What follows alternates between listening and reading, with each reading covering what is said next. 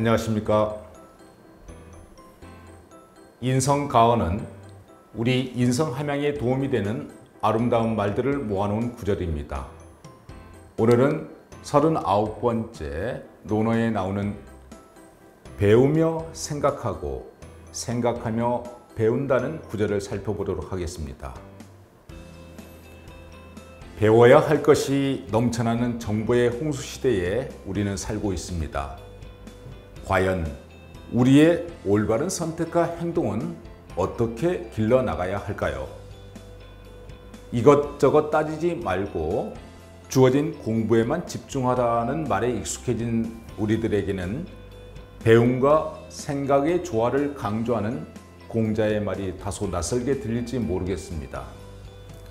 그렇다면 공자가 배움과 생각의 조화로움을 필요하다고 보았던 그 이유는 무엇일까요? 공자는 논어 유정편에서 이렇게 말합니다. 학이 불사증망.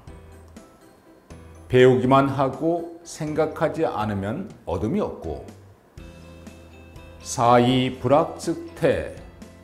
생각만 하고 배우지 않으면 유태로울 것이라고 말합니다.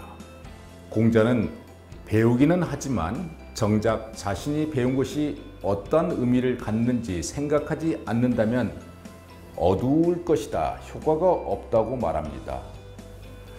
배우면서 생각하지 않는다면이라는 조건을 붙인 것을 보면 이 생각의 중요성을 강조하는 듯이 보입니다. 배우는 과정도 중요하지만 배웠던 것에 대한 자기 생각이 보다 필요하다는 것을 알 수 있습니다. 생각하지 않고 배우기만 한다면 정밀해지지 못할 것이기 때문입니다. 마치 수박 겉핥기처럼 그 참맛을 모를 수 있습니다.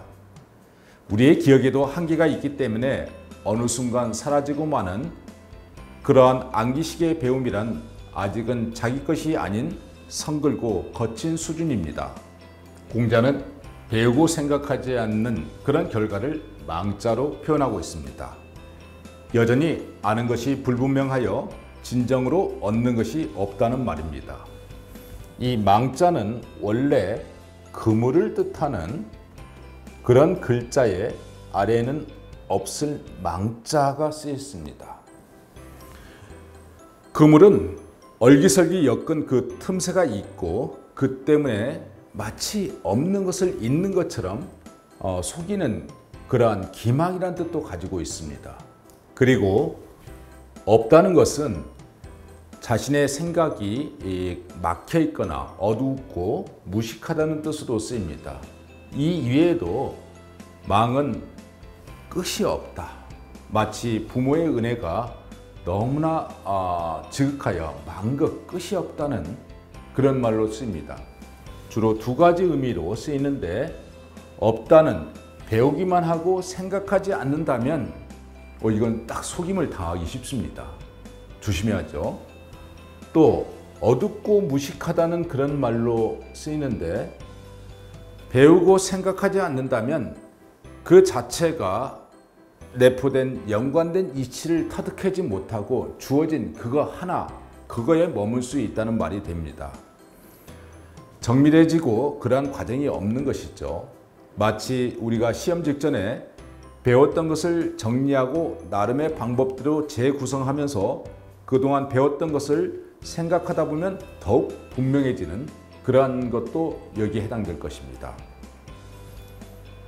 그리고 공자는 뒤집어서 말하기도 합니다. 만약에 생각만 하고 배우지 않는다면 유태롭다고 말합니다. 이 유태롭다는 태자, 유태롭다는 것은 불안하다는 것이죠. 어떤 때는 맞고 어떤 때는 틀리고 이런 경우는 일정한 일관성 있게 나갈 수 없는 것이죠.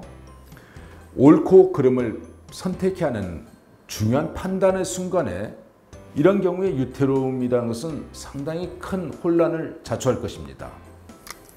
자칫 현실에 발을 걸치지 못한 채 자신의 상상의 나래로만은 헤쳐나갈 수 없습니다. 그래서 생각도 필요하지만 꾸준히 배움을 강조합니다. 결국 공자가 말한 학이불사증망, 배우기만 하고 생각하지 않는다면 얻음이 없고 사이불학즉태, 생각만 하고 배우지 않는다면 유태롭다는 이 두 구절은 배움과 생각의 조화를 강조합니다. 적어볼까요? 학, 배우고,